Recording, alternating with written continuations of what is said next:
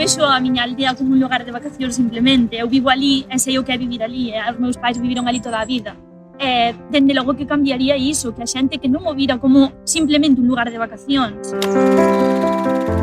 O LEI surge de haber encontrado olivos en Galicia. Nosotros buscábamos productos naturales de alto valor añadido y lo que nos encontramos fue una inmensa historia, una inmensa tradición en Galicia que quisimos recuperar. El rural gallego está perfectamente preparado para asumir proyectos de innovación como lo que puede ser OLEI y es más, lo que consigue es aportar mayor riqueza, mayor valor.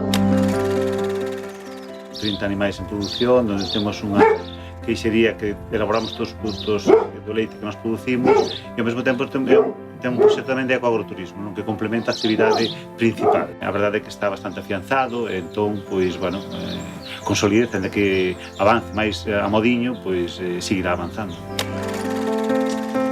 La idea surgió ante la llegada de la crisis de cambiar un poco el mercado que teníamos. Entonces, y porque nos gustan muchísimo los juegos de mesa. Y decidimos investigar sobre ese tema. Lo más difícil es la venta. Yo creo que sí.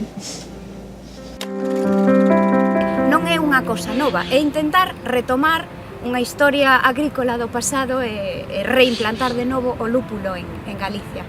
Os proxectos no medio rural teñen que existir e teñen que potenciarse. Creo que podemos considerar Abastos 6.0 como algo que vai máis alá da parte gastronómica. Coido que incluso poderíamos definirlo como un ritmo de vida.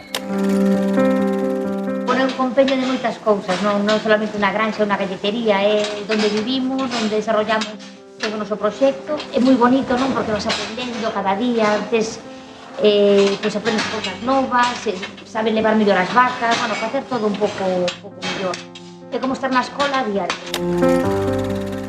Comenzó de forma de hobby, con la cría de lombrices y la gestión de estiércoles de la zona. Nuestros beneficios no se generan de un día para el otro, con lo cual la financiación es uno de los problemas graves porque, digamos, las fuentes de financiación exigen beneficios ya en el primer año, segundo año.